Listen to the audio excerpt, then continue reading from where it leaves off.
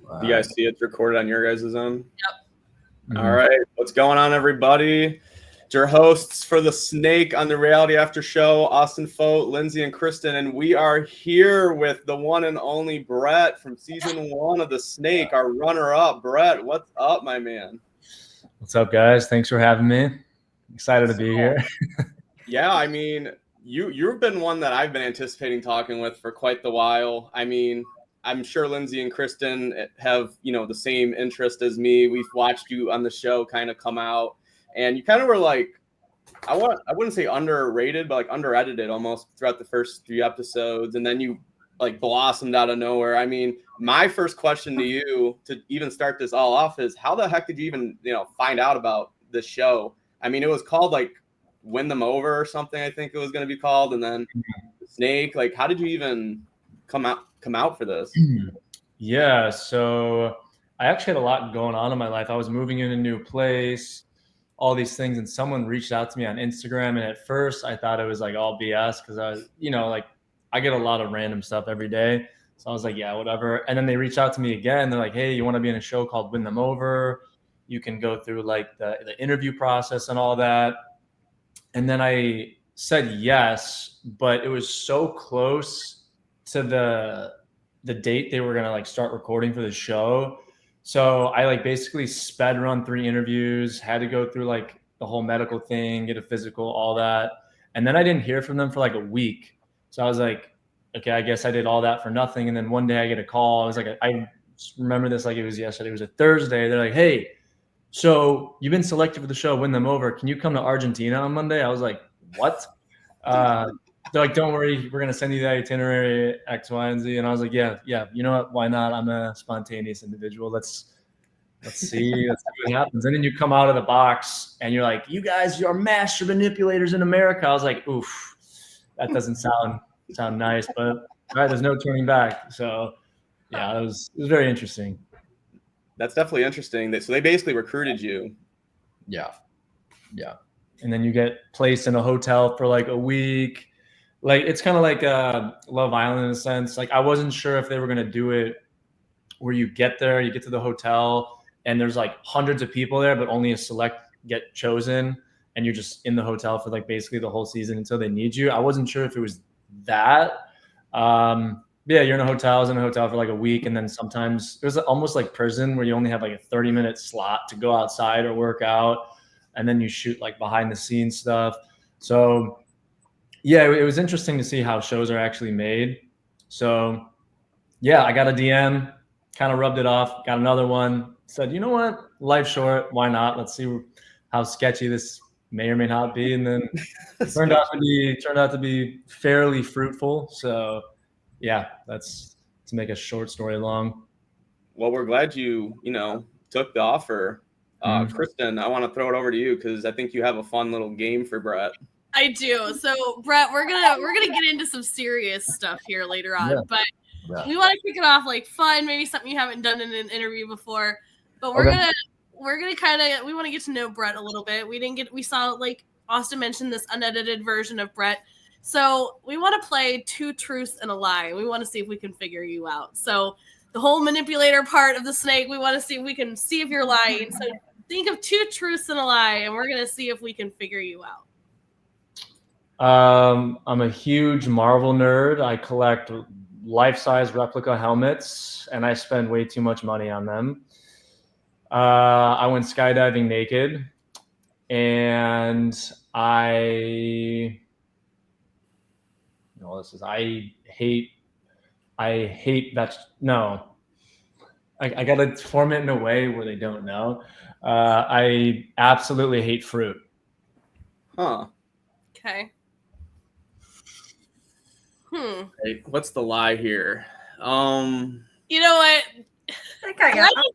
Brett has surprised me a lot, so I would not be surprised if he skydived naked. Yeah. Well, okay. I'm gonna put a little timeout on this. On the challenge where we had to drink a bunch of stuff, or I had to drink like fermented urine with stomach lining or whatever. Oh yeah.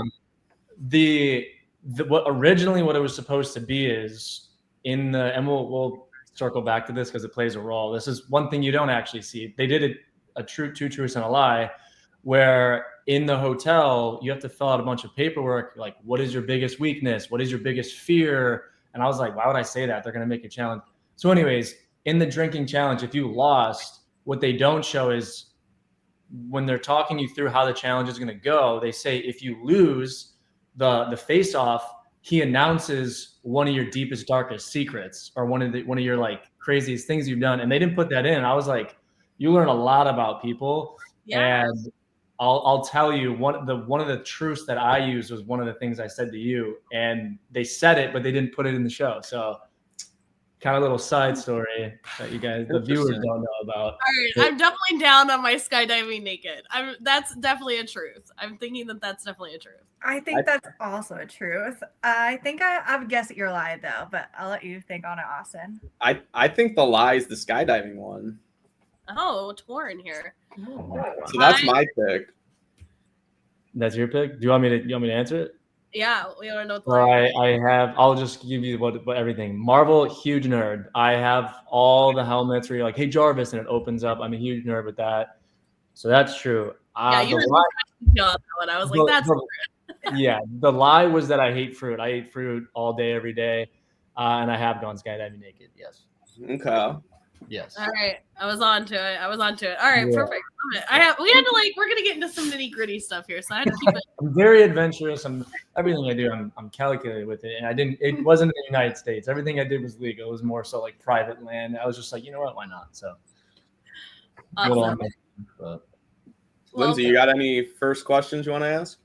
Yeah, to jump off, I know kind of my mom's experience on the show, but not anybody else. You're the first person that we're talking to. And so I'm just curious from your perspective. We go into that first challenge and you're in those boxes for who knows how long. I'm guessing for a long time, super hot. What was your initial thought when you heard the master manipulators? You're getting out of that box. You see who you're going up against. And then you see the two teams that were kind of picked eventually by Mina. Just tell me what you thought initially starting there. I mean, total transparency coming out of the box. Well, just what you said first. Yes, the boxes were really hot. You get off the bus, you're blindfolded. You get put in your crate that you've been in before by yourself when you're shooting like stuff behind the scenes. And you don't know how many people are there. You can kind of see, like everybody can attest. It's not like I was like going like this and looking because you're not allowed to, but you can like hear people talking and stuff. And then everybody gets in their crate. I shit you not, it was probably 110, 120 degrees that day. And you're in your day one outfits is what you call them. And like Amanda was in a suit. Other people were like in like Cody was in like full bull gear. Like it was hot. It was hotter than like a sauna. And we were probably in there for like 20, 30 minutes. And they would come every 10 or so minutes and give us some water. Hey, are you guys alive? And we're like, yeah. And then, you come out of the box and that's when you hear Jim Jeffries for the first time. You never see him or you don't know who the host is going to be. And you're like, who's America's most manipulative individual? And you're like, I thought this was win them over. Like, damn it. Now everybody, not that I care about what people think about me, but like now everybody's going to watch this and be like, see, you are a manipulator. And you're like, well, no. So then you kind of get over that really quickly. And yeah, you look around and I thought I was like in the Hunger Games. Like it was very comparable. And I was like, are we going to like fight each other? Like that, like shout out to Brian. I'm like, that guy's old. Like, how's he going to do this? I love Brian. He's hilarious. Yeah. And then you show down, they're like, all right, who wants to be the first snake? And this is where I was kind of like, all right, you know what? I want to see who thinks they're the top dog. And I know for a fact there's going to be a few people fighting for it. And off of that, I want to see who's going to back down and who's like, I just want to like psychologically kind of pin some people out. So yeah, Mina was like, I'll do it. And I was like, because I thought she might have been the makeup artist, but then it made sense like after talking to her why she was the bounty hunter. And her and I got along right away. I would say her and I definitely kind of have, I'm pretty sure I say this in one of my things. You misjudge people all the time. I knew people were going to make assumptions about me. That's fair. I'm an imperfect man. So it's unfair of me to just immediately judge other people. Spiritually speaking is what I'll say. And yeah, Mina was super cool. Sucks she didn't choose us. I remember Frank, pretty much our whole group that wasn't chosen, we all said the same thing. We're like, yeah, we just know we're going to do a lot better because I love being part of the underdogs. Like there's so many parts of my life where I was an underdog and you prove people wrong. And it was really cool. And then I bonded with Mina because we were talking about like holistic health and stuff like that. And I started talking about how food is medicine and all that, and just immediate connection. And Pastor Jacob's like, you guys seem like you have a lot in common. And they didn't show it a lot, but her and I had a lot of conversations. And even when by like week 2, I'll say this, the saving ceremony where I chose to save her, I wanted to choose Mac and Mina, but I didn't want to choose Kaylee. I thought it'd be so cool to do the first twist of the ceremony, throw a nice curveball, make it interesting. But yeah, Mina, my heart went out to her.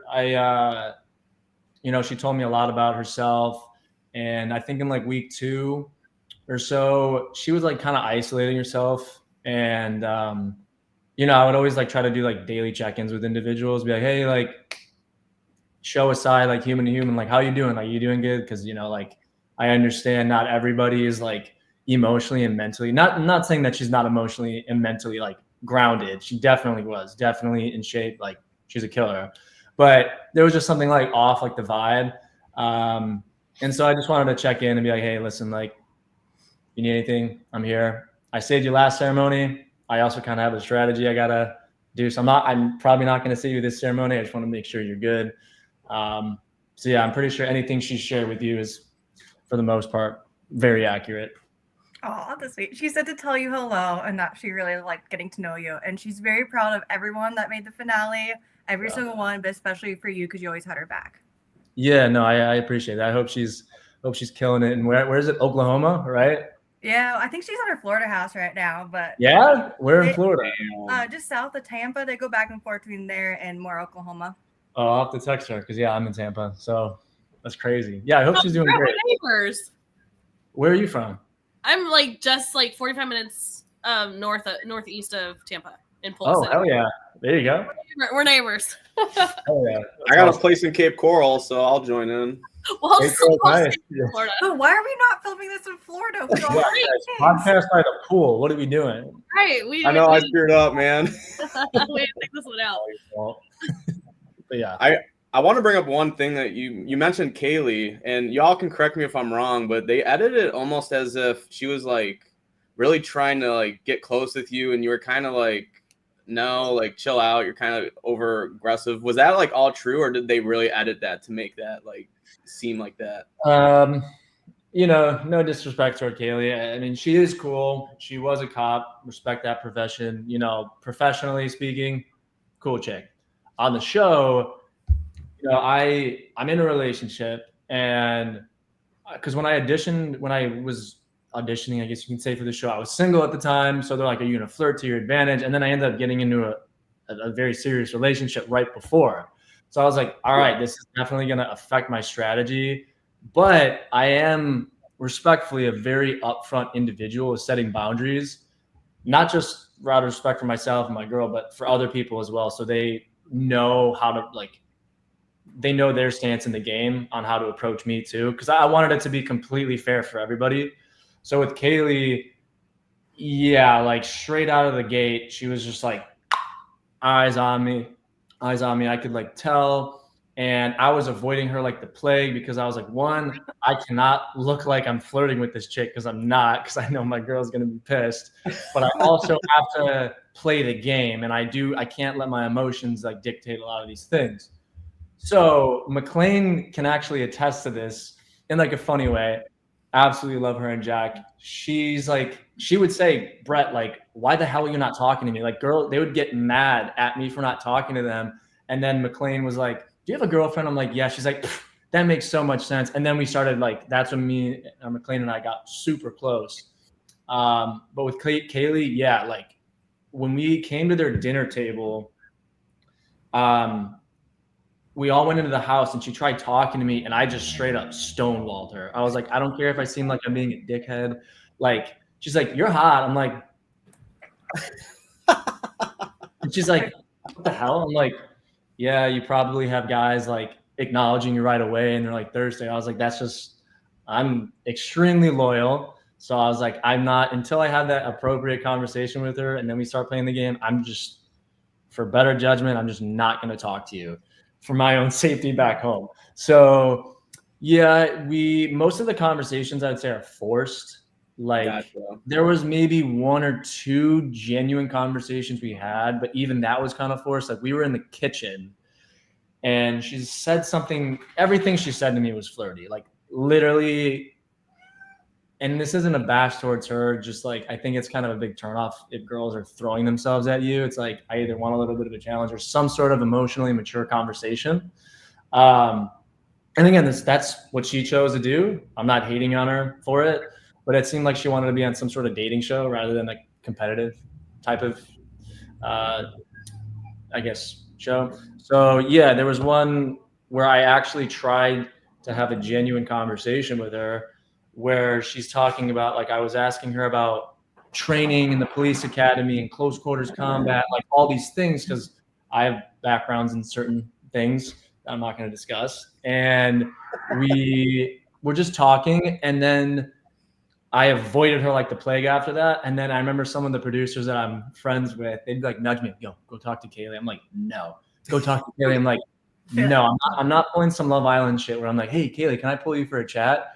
And then I made the mistake of going into the kitchen with Devontae, and she was like following us. She's like, hey, Brett, it was like right before the ceremony. She's like, can we have a chat? I'm like, shit. And I was like, yeah, where do you want to talk? She's like, we can talk in your bedroom. I'm like, shit. So I'm like, Devontae, come here. And it was the most iconic scene of the whole season, in my opinion, is where she's like talking to me and facing me, and I'm facing the complete other direction. And this is like this is like the first night we're there.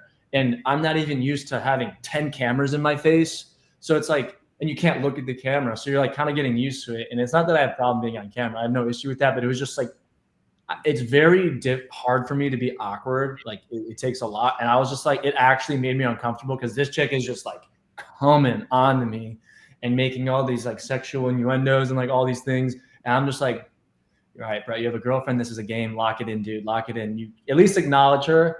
But then I was like, wait, I can't tell her I have a girlfriend yet because Jack and Devontae and I just talked about utilizing her for some strategy first, using her for leverage. But in the background, Devontae is just like lint rolling, just like listening to the whole thing. Like it looks hilarious. And they made the conversation seem like it was like 30 seconds. No, that was like 15-minute conversation. And it was just like, I'm like beat red. I'm like, all right, get me the hell out of here. So yeah, I always thought about how different the game would have been if she stayed in. I don't think she would have gone that far, but on the challenges, I think she probably would have done pretty well, I think.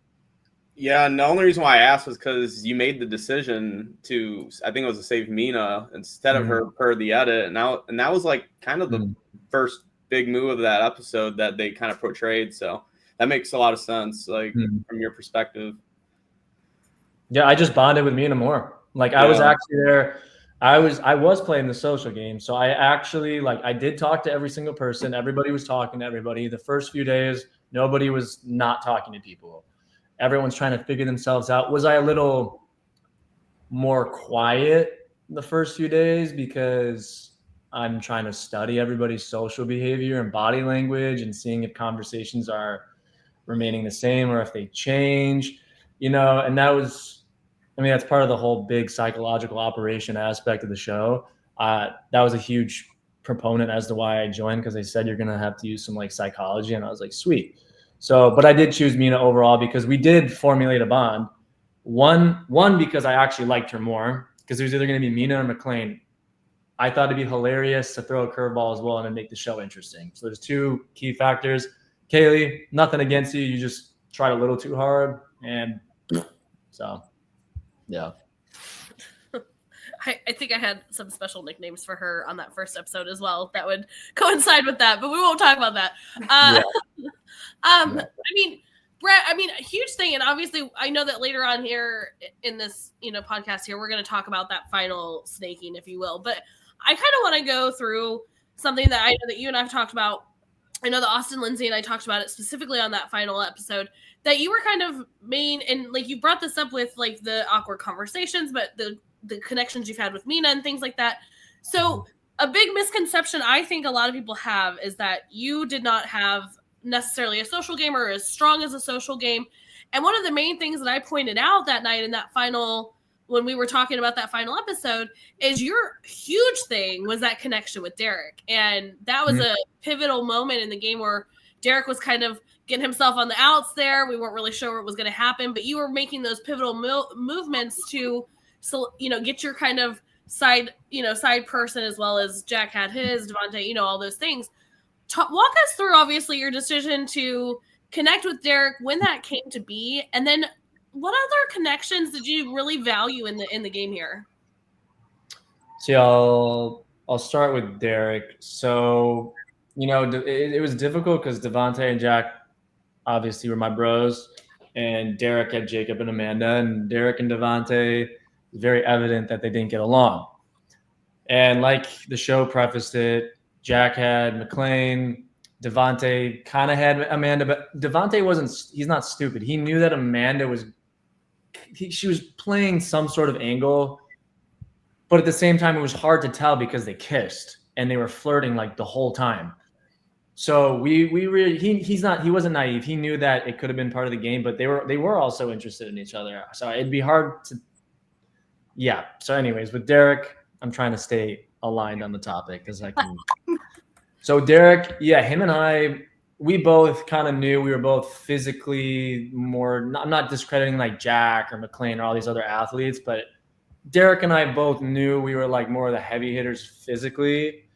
And I never did anything against Derek. Derek knew that like we were very aware of the social dynamic and the allies and all that stuff. But every day, literally every day, the entire time being there, Derek and I worked out together in the mornings. And it started with small talk. And then that's when I kind of told the boys, like, yo, I think I'm going to like pull Derek in a little bit. And then obviously Devontae is going to fight a little bit. So I was just like, I just want to let you guys know.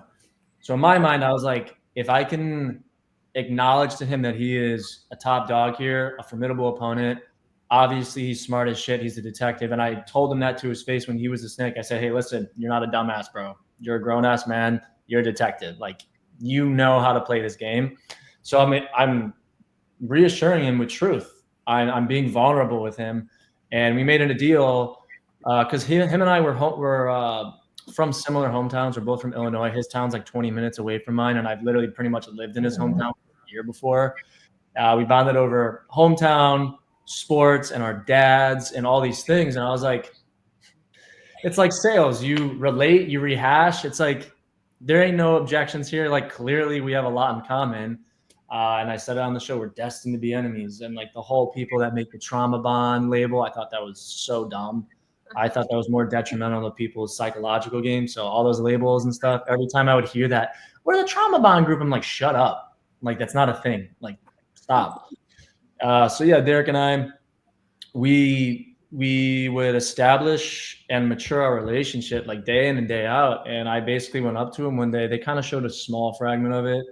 I was like, hey, you're a heavy hitter. I have nothing but love and respect for you. I will let you know if people are gunning for you, if I hear bad things about you, as long as you reciprocate that. I think if you want to make this show interesting and go the distance and go to the finale and have this like awesome time, we should do this. And he's like, oh, hell yeah, let's do this. Hit me, baby. Let's go. I'm like, all right, let's ride, dude. And he knew that at the end of the day, I would choose Jack and Devontae over him. And I knew that he's going to choose Jacob and Amanda. But then that's when I started thinking, I was like, all right, who's like going to be the next few people to go, like in my mind with how things are going? And I was like, Jacob's for sure going to be leaving because emotionally it seems like, and Jacob's a good guy. Like personally, I have nothing against him. As a competitor though, I was like, there's a lot of things that are hindering his abilities to grow in this game. Emotionally, he may or may not be able to take it. And so he's kind of, I know he's going to be going pretty soon. Same with Cody and Brian. Not saying these guys are weak players at all. Just by observing the gameplay and where the game is going, you can I kind of formulated a list in my mind of 5 people of who the next 5 would be. And it was accurate. And it's funny because me and the guys would always like guess on the games. And I was like, guys, we're definitely going to get shocked at some point because we had to take an EKG because I knew it. And then when we got there, Derek's like, dude, you were right. I was like, I'm smart. No, but yeah, like it was interesting. So Derek and I, I have nothing bad to say about Derek at all. It was genuinely, I wish they showed more of it. And I believe, like you said, they kind of rushed it. And I know they rushed it because it's 17 people and there's so many backgrounds and conversations going on because it's 400 to 600 hours per episode. They have to condense down to 1 hour. So they either should have had more episodes or longer, like an hour and a half or two. And it would have made the show, not saying it was a bad show. I'm not PR trained, but I'm going to give credit to everybody being a part of it, all that stuff. But they could have amplified everything if they just added even a half an hour to each episode, because you'd see more conversations, you would see more strategy. Like Derek and I, we were strategizing together in like episode 4, like deep conversations. Jordan and I know she'd vouch for me, we were super close since day one, like super close. Same with McLean. Like, so that in the social regard, if I read the Reddit comments, apparently I wasn't social. It's like, no, like if they showed everything, to be honest, I might have been, Frankie was more approachable, I would say, just because he was always in the kitchen area, always doing makeup. You know, he was good. I have nothing bad to say about Frank too. Him and I think we had the same social game, but he was more lively about it, as I was more so in the dark about it because I was trying to play the game. So same strategies, same social dynamic, just different ways about it. Like McLean, talked to her. I literally talked to her every day. Jack, Devontae, Derek, Amanda, her and I would goof around a lot. And when I say goof around, not like that. Like we'd make funny voices. We'd be cooking food. We'd be dancing. Like we'd be doing like funny stuff in the kitchen. And I told her to her face, I'm like, you are a pit viper in this game. At some point, I definitely want you gone. But like right now, I think you're perfect for the game. Like they don't show any of that. Like I remember telling every single person, like I was straight up because I'm all about strategy and like watching people's behavior like change and stuff. Like with Mayor John, I wish they showed me sing. I wish they showed, because when he comes out of the box, he has to pick an individual to help him, give him the lowdown on who's who in the house and whatever. I wish they showed everybody, because I literally said, hey, I'm not going to bullshit you. I'm not going to blow smoke up your ass. As long as you don't attack my character, you're good. If you attack my character, you're out. And so I was like that with everybody, even with like Pastor Jacob, for example. I said, hey, listen, we can work out. I invited you to sleep in our room together. I invite you to work out all the time. I'm super inclusive with you. But when you're in trouble, you twist it to the sense where you're telling everybody I'm gunning for you when that's not true. You're the one going around telling, like, you're victimizing yourself. And that's where again, nothing towards Jacob. That was my issue with Jacob, is he kind of like victimized himself and when like gives speeches, and that's not against him. Like he is a great guy. Like he is an outstanding individual, but that's like, there's tendencies that I would see psychologically. I would take notes and be like, okay, so he's kind of a martyr in this game, not in life. In this game, he's kind of doing these things. He was true. He was honest, but he stirred the pot like crazy. I know Devontae would have a field day with this. I'm not throwing shade at anybody, but yeah, in terms of the game, Jacob was honest, but he stirred the pot. Catherine, villain. Jordan, sweetheart, a little bit naive because she put all her bags and her eggs in the basket of Frank and Alyssa, who weren't always there for her and had different plans when John came in. John was absolutely brilliant, but his ego is his downfall. I'm going to list you everything right now, because Jack was like, hit him with it. Jack, super outgoing, but we called him the Beyblade because every time he had some form of anxiety, rather than like chill and pray or talk to the homies, he'd spiral and talk to everybody and make things worse. But it was like in a funny way. Devontae, super chill, nonchalant. I felt so bad when he left because he put his life on the line for me. He's like, you know what? F this. I don't care. Brett, get up here. He's my dog. Who else? Yeah, Mina, I feel like she would have been a strong competitor. I don't know how she would have done certain challenges, like the height one and stuff. I know she's fearless, but like Devontae, for example, like he didn't even go.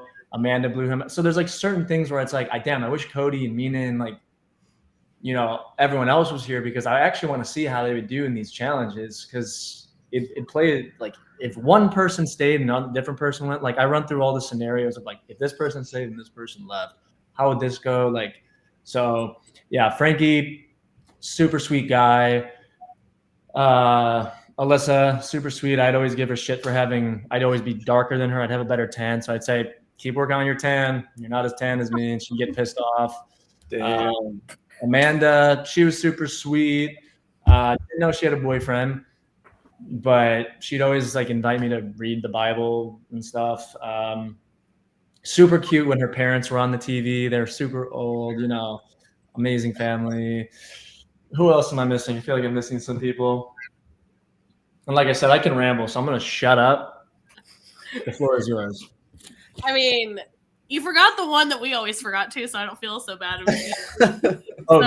Kristin? Yeah. Oh, okay, yeah. Kristin, this is difficult. I don't think – one thing I do not like, and I mean this in a respectful way, she's brilliant, right? Her first mistake was when she came in, there's a clip where I'm making waffles. It's like 1 a.m. and we're all together because these scenes are super late. And she's like, oh my gosh, waffles are my favorite food.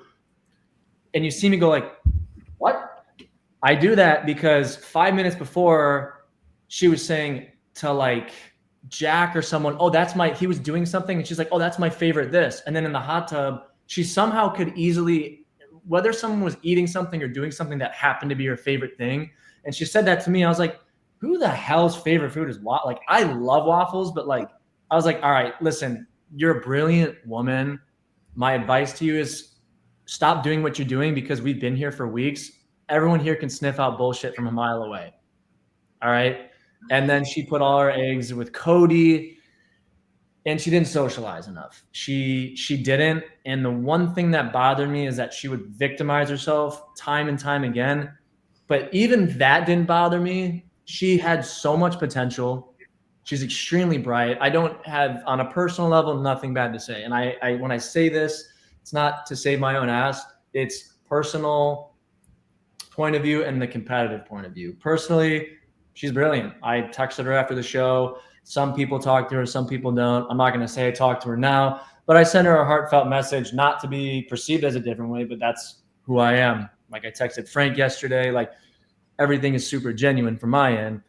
From a competitive point of view, there are just some certain things where cameras are on and off. It was like acting kind of in a sense. And I was like, you got to be careful with that. Cause like, I actually fight, I used to fight like competitively. I've been in life or death situation. Like I know people when it comes to like challenges or like you're about to do something that involves adrenaline.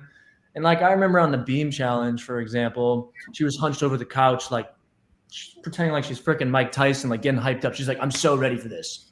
I'm so ready for this. And in my mind, I'm like, yeah, I'm willing to bet my entire life savings you're not even going to jump off the platform.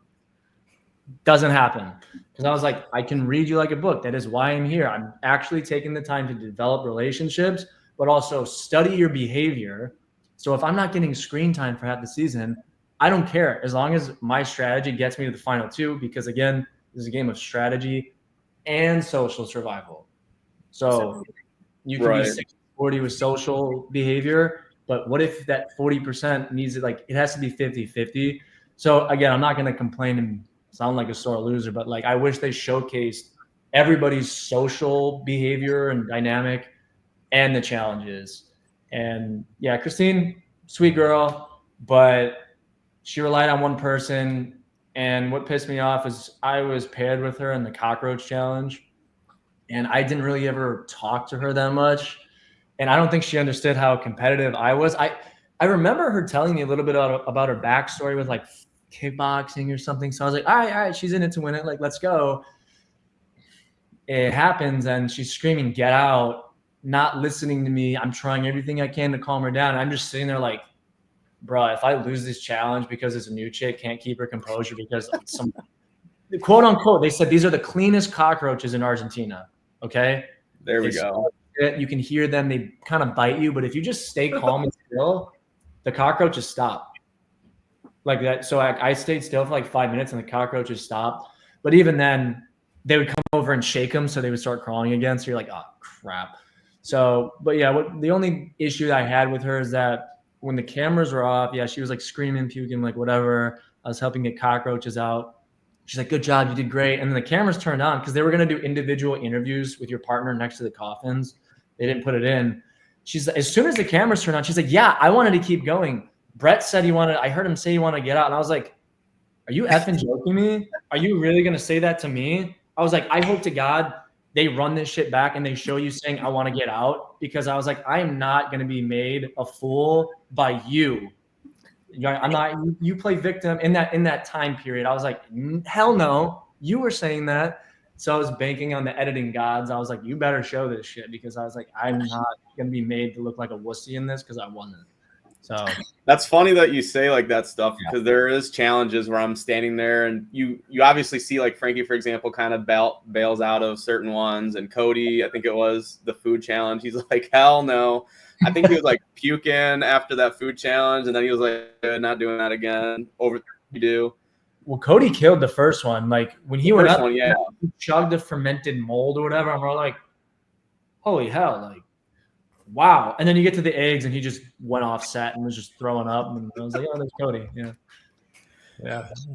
It didn't have anything to do with the mold that he just drank. Yeah, not at all. Those eggs, let me tell you something. Those eggs, like in that, my strategy in that is I drank the liquid just as fast as Devontae, but I already knew Jack was in there. So I was like, wait, like blood sausage, weakness. All my friends from the UK, they love them. My friends were texting me like, dude, why didn't you finish the blood sausage? Because they know I hate it. And I was like, wait a second. Because Jim is like, Brett, you're almost done. What are you doing?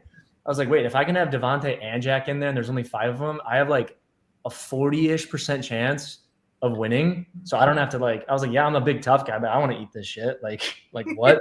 Because the eggs, I swear to God, you could smell them. We were like 10, 15 feet away. You could like smell them. They were so bad.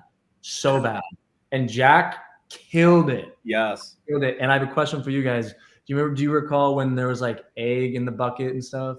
Oh my God, yes. This is where we got our favorite Pastor Bitch nickname from. Yes. Yeah. I have my thoughts on that.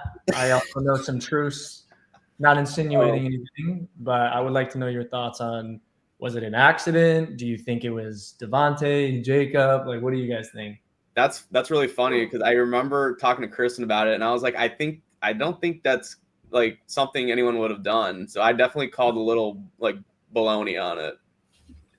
I mean, that's where I got the nickname from, because I'm like, there's a million people around and nobody happened to see that. That was just I said that out loud. I'm like, guys, we have all these cameras, but we don't have one behind the bar. Like, what are we doing? right. But I'll say this: just go back and pay attention to whose hands are on their mouth the most. Okay. That's my Interesting. Gotcha. I'm not claiming anything. I'm just saying, if you were to break it down like a detective, because we were also standing on the side a little bit so you could see. So just by observing, it's like who had their hands on their mouth, and that's all I'll say. So I love the challenge talk, but I want to get into the game, atmosphere of the whole series here with you, because like I said earlier, you kind of come into this, gamer after, I would say around the Devontae time when he saved you, and then they started, boom, you're at it, blossom from there. I'm interested in hearing, because I'm going to let Kristin and Lindsey ask about the finale part. I want to know more about your awareness getting to the end there, because there was groups forming. I mean, they made it very obvious, like the face mask trios, we called them. I called you guys the bros. I mean, I was like, there's these groups. I'm wondering if they're aware of that, because we're getting to the end of this snake where the final 6 is like, there's a group here, there's a group here. Was that like your entire strategy, like making sure that group, like, kind of played along with your game, or what was like your whole like end game, I guess? So I hear you. At what point were you saying? Like from halfway through? Yeah, about like halfway through the season. Where was your end game from there? Were you like, was that when you're really trying to hone in with the Derek? Were you like obviously knowing Frankie's not working with you with Alyssa and Jordan, or like what was like your So what was difficult is you don't know what the challenges are going to be. You don't know what twists can happen. Like there's a voice box challenge. The only reason why they did the voice box challenge is it pisses me off that they didn't show everybody's, because Derek and I, we were scot-free. Everybody said nice things about us, as egotistical as that sound, but it was nice. It was nice to be refreshed and like being like, you know what? Being honorable is actually paying off. People are actually saying things. Can't say the same for other people. That sucks. But the only reason why they put that voice box in is because everybody was getting along. Like, I'm not going to say who the individual was out of respect for him. I'm going to be a gentleman, but a male left. And after that person left, it was like peace in all the tribes. Like for 5 days, no issues at all. And then they're like, all right, we got to stir the pot a little bit. But going off what you said with the strategy, it's difficult. So what I focused on was, yes, I had deep alliances and connections with Jordan, which they don't show. Mac, Jack, Devontae was gone. So yeah, Jack, Mac, and Jordan. And Jordan we'd go back and forth and help each other out a little bit. We've helped each other out in challenges sometimes and stuff like that, which they don't show me and Jordan. And I know she could attest to this because her and I just had this conversation this morning. She's like, I'm mad they didn't show us talking and actually having fun. I'm like, I know. So Derek, yeah, I knew that it was kind of, he only had Amanda. And he was also aware of the groups being segregated. He knew that Frankie was dangerous because nobody wanted to hurt his feelings. And again, this is from a gaming point of view. Personally, nothing bad to say about anyone. So all the viewers out there, relax. Gaming point of view, yes, Derek and I, we blossomed our relationship. There were times where he would have someone be chosen before me, so he'd skate free off the radar, and vice versa. Like with Jack and Mac, like Jack wanted me to choose McLean. I'm like, homie, I love McLean to death, but if it's between you two, I'm choosing you. So it was difficult. My objective was to just continue being myself, continue monitoring behavioral traits, decisions, because it does change. Because eventually, I don't know, it sounds like common sense, it kind of is, but people viewing it, you don't really understand it to an extent because you're not there. Like you guys will, because you guys are professionals at reviewing this, but at some point, at that far along in the game, your natural personality comes out, your tendencies come out. Sometimes you forget you're on camera. You forget that everyone else in the house can hear you. Like there's all these things that play a crucial role. Like I overheard Amanda saying certain things, and that's why I was extra nice to her, because I wanted to get revenge for Devontae. Like certain things they don't show, because I know I'm not stupid. So I'm going to play honorably, but I'm also going to make you reap what you sow. So it's difficult. So my focus really was to try to emotionally compromise someone so they would make a mistake by themselves and make it known that they're probably on the way out. So like with John, brilliant individual. Him and I have a lot of differences, 100%, but he was insanely smart. I can honestly say no one was like threatened, like they like built it up. We're so threatened. We weren't. It was just that he was dangerous in the sense where he was so set up nicely with Alyssa and Frank that he was almost untouchable. And everybody else, including Jordan, Derek, they would all agree it was dangerous and it was shaking the house a little bit. And we were worried. And I had a private conversation with Frank. I said, hey, I understand you and John have private conversations. That's none of my business. But I've known you longer than he has. And I could be digging my own grave here, but I was like, I love you, dog. And at some point, we're gonna have to compete against each other. But from a housemate to another, from my point of view, I'm being honest with you. I'm not saying this to mess with your mind. I think he is using you for something. Now, whatever happens after the show, whether you guys are still friends, not friends, you're doing whatever, cool. That's great. But on the show, this competition, just please be naive. And him and I had a nice conversation about it. But then it comes to show, because Derek and I, like, we went up to John after the coin challenge. And I'm like, yo, John, how many coins you put in your bucket? He's like, none. I'm like, you moron. Like, you're not even going to give yourself a chance. And then it cuts to him saying, yeah, I probably should have done that. I'm like, so much for like you're so focused on trying to get your strategy done your way, where you said, I'm going to give him all to Frankie because he deserves it. And if he's safe, I know I'm safe. And he can deflect the bullets from me, meaning he has no problem throwing Frank under the bus at all. And that's what me and all the other guys were trying to tell Frank, like, hey, he's a great guy, but in this game, he's dangerous and he's a politician. And I've shown you guys that he resorts to his tendencies. People will naturally resort to their job or things that they were disciplined in with repetition over the years. So, like I said, it sounds like I'm bashing John, but I'm not. He's just on the mind. Yeah. Again, brilliant dude. I would have loved to see him from a competitive point of view come into the house the same day as everyone else. That I would have loved to see. I think him and I's relationship, because him and I had amazing conversations, like very, very deep conversations. Sorry, one second. Sorry. Yeah. So the same strategy I used on him was the whole statue hunt thing. They don't show it, but they're like, Brett, who do you choose? Because he found the first gopher or whatever, or badger. I think it's mongoose. I said, I'm choosing this person. And I had to word this very carefully because I was solely basing it off his reaction. I am choosing John because he has the advantage. And I prefaced, anybody who had the advantage, I would have chosen you. But they leave that part out. They just wait.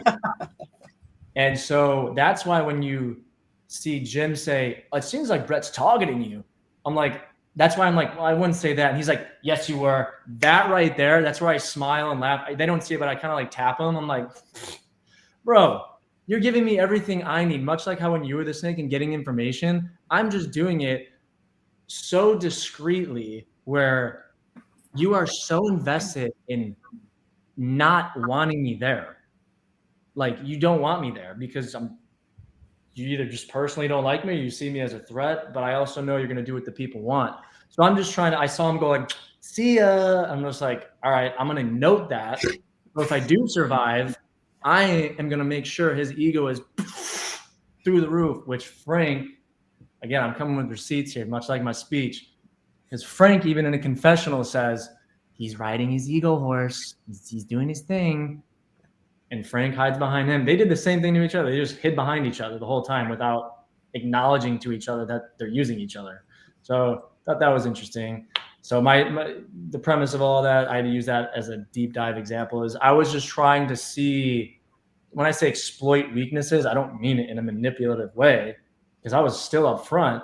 It was just like, all right, this game's getting to a point where challenges clearly don't effing matter anymore, apparently. So when it's my time to win a challenge, I'll win it. I'll keep losing them. No big deal, because losing them has gotten me further. I'm not coasting because I'm still trying in some of them. I'm still participating. I'm not opting out of any. So just kind of like a snake, ebbing and flowing with what unfolds ahead of you, continuously studying people and adjusting to the strategy I had, which was, again, being honest, methodical, planting seeds in the right individuals. Derek can say the same thing, I guess. You know what? I planted a seed in Brett. Sure. I think we planted a seed. That sounds weird. We formed a relationship mutually is what I'll say. And, what pisses me off for Derek, you go all that way and losing a dice roll, I'd be flipping that table. So, yeah. Well, I know Lindsay wants to bring up that dice challenge, but I hate it. I do have to say thank you for clarifying that, because I did give you a little I need to know, Brett, after this. Did you completely forget, or was this strategy related by targeting John there with that advantage? So I'm appreciative of you clearing that up, because that was my biggest question. I was like, did he have that wasn't no, it made it seem I wanted him to think that I was gunning straight for him. Right. I wanted him to think that, because there's a conversation him and I had that wasn't shown for certain reasons, where I think I said this on a different podcast. I said, when you came out of the box, don't do X, Y, and Z, and I'll respect you. And the first 12 hours of being in the house, You come up to me when I'm by myself eating breakfast, getting to work out. Yeah. Say, are you ready to have a difficult and challenging conversation? I'm just like, yeah, sure. Like, what's up? And then does X, Y, and Z. I'm like, now you're being a politician. I'm warning you, stop, because you're coming after my character and you don't know anything about me. Because if you do this, I'm going to play the fool and make you look like an idiot. And it's just kind of what happened. So. Well, I know we are all anxious to get to this finale here, but Lindsey she had a question. So Lindsey, kick it off with your question about that dice challenge. Yes. So just full transparency, if I spent all those weeks playing a game and I lost on a dice roll, I would not be a fan. I'd be, like you said, flipping the table. So in your opinion, like watching it all back, seeing the second challenge, were you just happy you won the first challenge, or seeing the second one, watching your face and your social game? I feel like you would have dominated that second challenge if you played.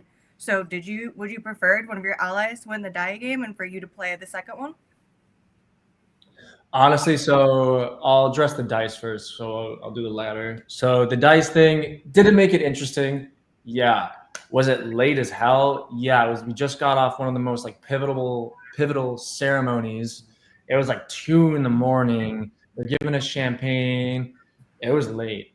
And it was one of those things where it's like, you're in a contract, so you can't not do it, you know? Well, apparently you can, I guess.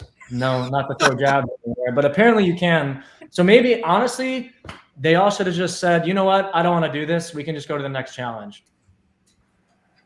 So ridiculous. Anyways, I sound like a sore loser, but that's not what I'm saying. The die roll, yeah, it sucks. I would have been pissed. It was just one of those things where it's kind of like they could have done something a little extra, and it's not my fault.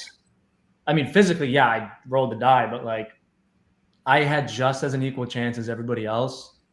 So I'm not going to apologize for praying beforehand. I'm not going to apologize for rolling it a certain way and getting it. Like when I first rolled it, I had to redo my reaction because I didn't even know I got it. I was just like, all right, whatever. Like, oh shit, okay, sweet. And then you get all excited. But yeah, looking back, I mean, it happened the way it was supposed to. I'm thankful. But honestly, yeah, I would give it to Jack so he's in there. And I did remember everybody's names that went out. And I know that I had the best cardio there. I know I would have had no issues. And I wasn't sick. Jack was sick. He had the stomach issues. So like there's certain things that played a role. Like, I don't know. I remember once he got to the teacher, I knew he was cooked. I knew he was like, teacher. I'm like, Jack, it's Christine. You were literally stressing in the background. It was all over your face. Yeah, I was like, I wanted to shout Christine, but then I was like, wait, I can't do that. Because I can say like encouraging things to you. Like, yeah, baby. I was gonna be like, yeah, baby, why don't you turn around? Or like say something, but then I couldn't do that because I was trying to say, yo, turn around. And eventually, it was a little late when he does it, but he's like, wait. Then I started looking around, and Frankie and Alyssa are cooking. I was like, dude, if you did that like 10 minutes earlier, because you were in the lead. I was like, dude, you were like had 5. When you were at number 5, everybody else was at like 2. So I was like, dude. And then once he got to the teacher, he spent too much time on it because you can't open up a new bundle. Oh, good. They explain it because they go over the rules before everything. So as soon as you open it, you have to finish that bundle. You can't go to a different one. So Jack was like stuck on it. And I was like, yeah. So, I mean, why not? Why not? I would try it 100%. I think I could do it because I remembered everybody in order. And I know that endurance-wise, I mean, I have big-ass hands. I'm not afraid.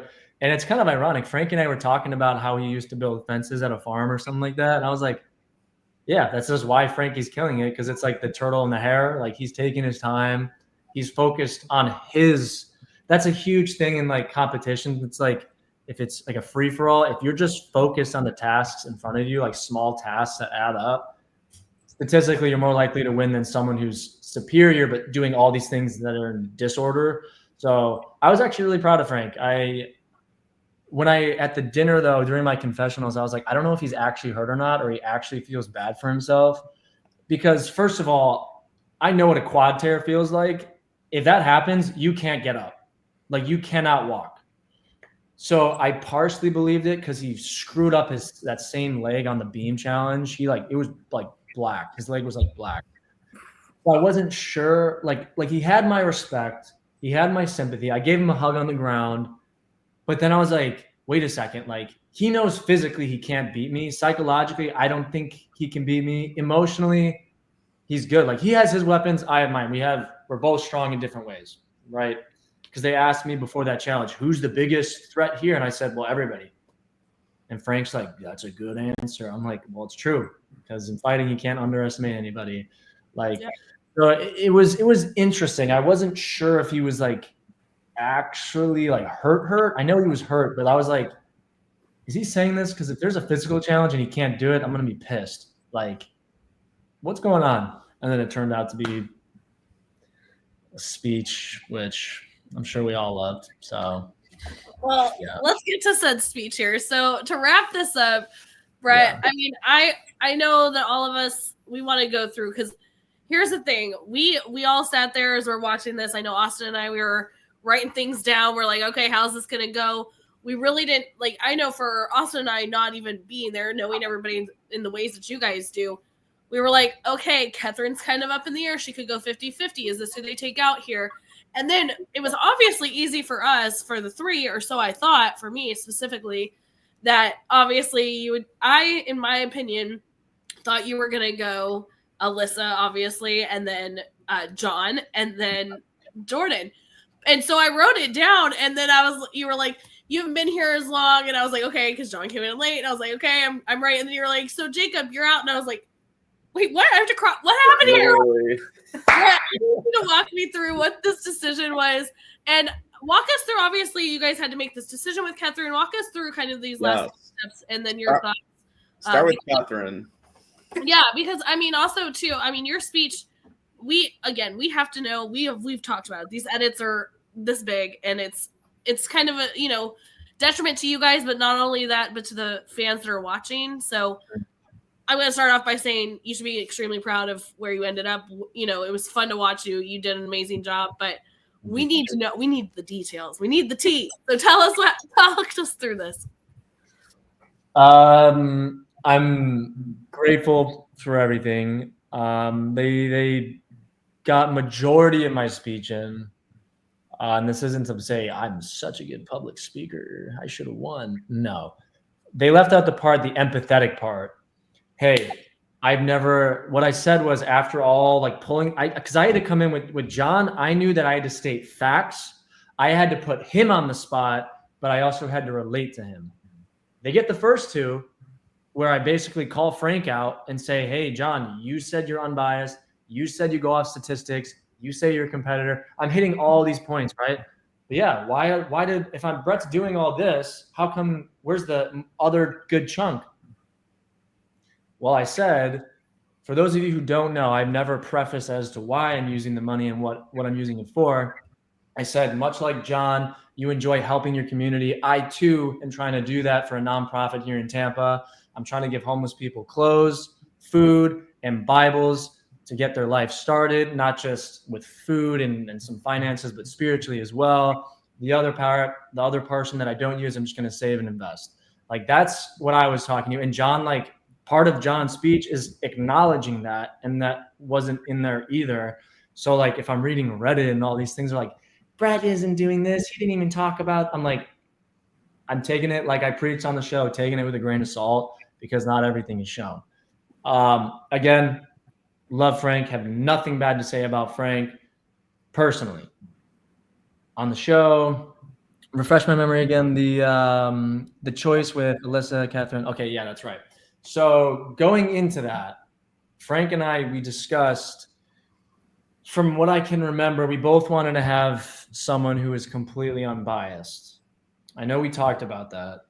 So I said, hey, after they gave their speeches, I'm like, hey, listen, Alyssa literally straight up says, if you want to lose $100,000, choose me. Let me make sure my battery's good to go. Yeah, if you want to lose $100,000, choose me. So I'm like, hey, Frank, if you want to be fair and honorable, like we've agreed time and time again, let's choose Alyssa. If we do that, out of fairness, I will choose Jack for my first thing. Nope, didn't want to do that. And out of respect, I'm not going to say what we talked about, if cameras turned off, but it just got to the point where on TV, it looked like I was like, he's like, we'll choose Catherine. I'm like, yeah, sure, we'll run with that. It's not entirely what happened. It just got to the point where I was so fed up. I'm just like, whatever. Like, I don't care who I talk to. I know I came here to win. I know it's a show or a game. I have stats. I know what I'm going to say now because I'm just building up. I was like, I know we have to give a speech now. So I'm just like building up. And while I'm looking down, once we chose Catherine, I was like, all right, he's going to choose this. And like, once it got to my second choice, I would have chosen Jordan, but only because of what happened 3 days ago about her being biased with Alyssa. That's when I was like, it's a sinking ship for me. The only person that would actually save me is Catherine, Jack. McLean was iffy. I know she loved me. She says she would have chosen Frank. I have a little, and I'm indifferent with her. I don't think she would have. She might have, but if she did, then I would have been like, at least I know it's like actually unbiased. Because John, like, come on. Like, I was, after all of that, once he started talking about something, he mentioned about something emotional, I was like, yeah, I'm screwed. I was like, he's not choosing me. Because I was like, so that's why I said, I believe, you believe, you're an honest politician, you go off stats. So I just made sure, like, hey, if you're going to choose Frank, I'm going to make you look like a effing bozo. I'm going to call you out.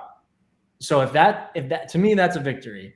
If you're going to proclaim yourself to be a certain individual and I'm going to lose, hey, I'm going to go down swinging, dog. I'm going to make sure you are seen how you are on the show. So it was difficult. Everyone's saying, oh, it's so easy. Why didn't you do this and that? If you chose first, why did you want to go first? It's like, you don't think I ran those numbers in my head? You think I made it this far by being smart or not social or whatever, and you don't think I strategically was like, all right, by deductive reasoning, this person's going. That's when I was like, I could go with Jacob, but because it's going off of what you're saying, oh, he hasn't been here this whole time, he's going to go with John. I chose Jacob. I just didn't trust Jacob. For personal reasons. It's nothing against him. I just didn't trust him. It was just some righteous judgment, I'm going to say. I just didn't trust him due to stuff. I didn't trust him. Yeah. And Jordan, it was iffy. I know looking back at it, she'd probably say she would choose me now. So it was very difficult. Again, it's nothing towards 495. No, I'm beyond grateful. In terms of the whole thing as a whole, nothing to complain about. But it shouldn't have been down to one person because everyone there is biased in one way or another. So it should have been like a group vote or something epic. Like, it's somewhat of a challenge, but it incorporates fears or things we've done where it's physical, but you have to complete a puzzle and then talk to, like, something wild. And giving a speech down to one person, very anticlimactic, very disappointing. Again, grateful. Second place is still huge out of 17 people. I tried my best. I hit the empathy, compassion. I came with facts. I was a game player. I did the social side of things, whether they show it or not. I did all the physical things. And like, where the hell did the disadvantage cards go? The advantage cards, like, that should have played a role because I won the dice thing. So technically I was the snake, right? Where's my power in that? Like, where is the, what I was going to say, like, sitting out of a challenge due to morals and stuff. That's fine. I sided with Frank on the shock one. Okay. I was like, I get it. You have the advantage. I would at least wait to see. You might not be able to get shocked. Like, but I get that. But when I made that argument against Frank, where I was like, he didn't even do one or two of the challenges. Turns out he didn't participate in 4 of them. That's almost 50%. And again, personally, amazing. Congratulations, Frank. Seriously, nothing bad to say. Competitively, though, absolute BS. Like, there should be some sort of disadvantage. Because as a viewer, you know how many athletes from all walks of life have hit me up saying, what the hell was that? And it's not like me getting sympathy and compassion. They're just saying, hey, I know not everyone's a huge competitor, like, athlete on the show. And that's okay. That's why the show is actually fun, because you have to, like, socially and psychologically work through that. But there's so many, like, thousands of athletes texting me. They're like, what the hell is that? Like, it's like, I can't play in the Super Bowl if I didn't play in the preseason or playoffs. So why the hell should I be able to play in the Super Bowl? Yeah, exactly. So it's like one of those things where it kind of just doesn't make sense. There should be some reparations for like that. And it makes me sound like a sore loser. I promise you, I accepted second place. That's totally okay. And I hope Frank's thriving. I really do. But for it to be like that much to get by, like 4 challenges, like once I saw the show him not do 4, not just 2, that's when I was like, all right, what the hell? Like everybody has to be social. Everybody has to at least participate. If you take away 50% of what you're obligated to do, how the hell can you win? From a competitive point of view, like how? So that was one of those things where I had to wrap my head around that. I was like, that just seems like ridiculous from my point of view, because you put your heart and soul, strategy, all these things. It's like this, I can correlate to the whole dice roll thing. It's like you go all this way to roll your die and you don't make it and you're done. Yeah. Like, right. Like it's wild. It's wild. My only main thing I can say based on that all is coming from, because I work in the athlete development universe, so I can see your side of the view 100%. And this is where one of the main things that I'll like back up in your side for sure, because challenges it was a big part of this game. And I want to tie in a show that Kristin, Lindsey, and I love, Survivor. One of the main things is it's an outplay portion of a type of, version of the snake. You have to do well in challenges, you win, you become a snake in your, show. And I mean, you did it, you played all these challenges, and I can 100% see why like athletes and like people who, hone in on the challenge side of things are going to be a little more pissed about like, whoa, you didn't even take this. Not to interrupt you, it's like, yeah, it is social survival of the fittest, but in order to adapt socially, the social aspect plays a crucial role based off of the challenge on who's going to win. Yeah. So in order to be social, you actually have to try and win. Yeah. And if you suck at it, you better hope your social game. It's literally, it's a linked chain. You need this to have this. You can't have 80% of this and 20% of this. Now, me saying that, I know people are going to be like, well, not everyone's an athlete, Brett. That's not the point. We went there. They read you exactly what you're going to do. You know what you're getting yourself into for the most part. So if you know you're going to be doing some nasty shit and you sign the contract and you don't do it. Yeah, that makes sense. There was some nasty shit. It was nasty. So I'd rather play and get last place than not play at all. Yeah, so I get your point. Yeah. So it's like fear factor. My girl brought up fear factor. Like Joe Rogan literally says, feel free to mess with your partner's minds and psychologically talk shit and stuff. But if you don't do a challenge, you're disqualified. Right. Because it's literally, you have to do the challenge in order to proceed. So again, whether I get backlash for that or not, that's just like the competitive, like it's either like you were raised doing sports and you're not, you can tell if people are talking smack about like me, for example, I can tell who's been competitive or watches actual reality TV like you guys and you know what it is versus like not or doing it. And yeah. So yeah, pretty we're going to throw this out there for all the freaking trolls, and I'm going to be the one to do it because I'm the kind of like bitch of the group here. But like, stop being rude to these people that went on a show and you get this much of their entire edit, who they are as a person. Just don't be dicks, okay? Like them or don't like them, but stop with the nonsense. No, it's okay. I mean, it's not like I'm really hurt my feelings. It's like, hey, like if you want to do the show, go for it. If you want but people are, it's the fans that are out there are absolutely ridiculous, and it's like there's a time and a place for it. I don't love everybody that shows up on my screen either. I've made fun of a few of them from your show myself. Like that doesn't mean I'm gonna go and like send you like death threats or like stupid things. You know what I mean? Like some of these fans do, and I think it's a horrible thing. So. PSA to everybody, don't be a jerk and be nice to people. Okay. Done with my TikTok. Austin. Yeah, so I know we rolled over an hour here. I want to open the floor to all the other hosts here. Do we have any other big questions we want to ask Brett, or do we kind of want to wrap it up here? I have 2 very quick last questions for you, Go Brett. for it. Can you tell us about your charity in Tampa so we can plug it and what you're doing with your nonprofit? And then secondly, would you ever want to do another show? Keeps calling me. Yeah, sorry, my dad keeps calling me. Sorry, 1 second. Oh, you're all good. Oh boy. We can edit this out. Yeah, totally fine. No, I was gonna work hand in hand with Radiant Church.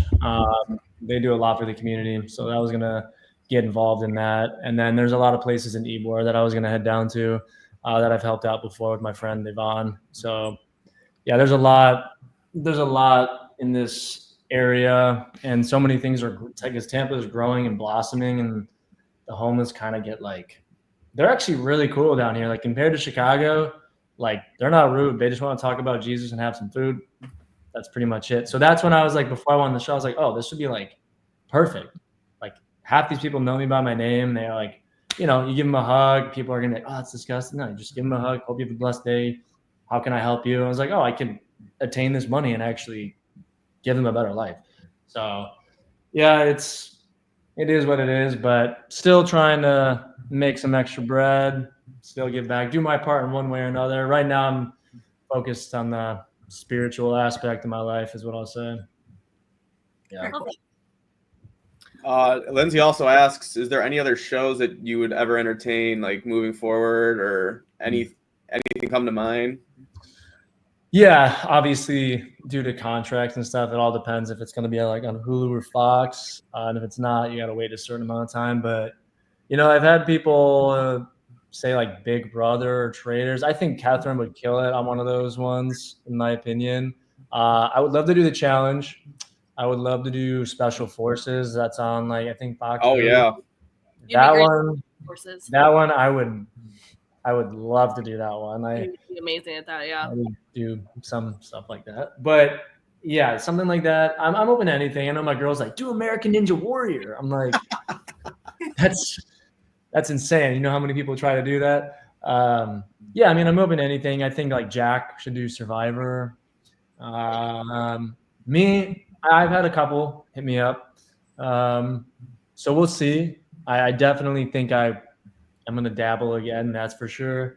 I don't know if there's going to be, maybe there's going to be a season 2 for this show. I don't know. I could see them bringing back veterans or something for like advice, or I don't know. But yeah, my heart and mind are definitely open to it. Definitely want to be a part of something like that. It's cool to have that platform and actually have people like root for you, and you're just being your genuine self, whether you're perceived that way or not. And then you get to help and be a part of things like this, and it's super cool, and you make new friends, and that's what it's about for me, just being spontaneous, the adventure, and just meeting new people. That's really what it is. Money, that's just a bonus. I'm just an adventurous dude. Want to meet new friends, and that's pretty much it. Yeah. Love that. Yeah, that's amazing. Did you two have any more questions, or did you want me to wrap it up? I mean, I feel like we've kept Brett for a very long time. Yeah. I feel like we could easily make it like 2-3 hours. Yeah. I feel bad for your dad if he's calling. I know. No, I sent him a text. He called me twice, and I was like, "Is everything okay?" He's like, "Yeah, no worries." I'm like, "Why are you calling me twice, dude?" Like, yeah. All right. Well, then I'll wrap it up here. So thank you, Brett, for coming on here with us on the Reality After Show. We really appreciate you. It was great getting some insight from you. Yeah, hopefully we get to have more of your cast on here, because I definitely have been wanting to talk to a few of your cast. They had some crazy games. DM Jack, because I told Jack about this one, and he's like, "I would love to do it." I'm like, "Do it with me. This would be sick. We can do a double-headed snake thing." And he's like, "Well, I can't." So definitely hit up Jack. I know Jack would 100% do it.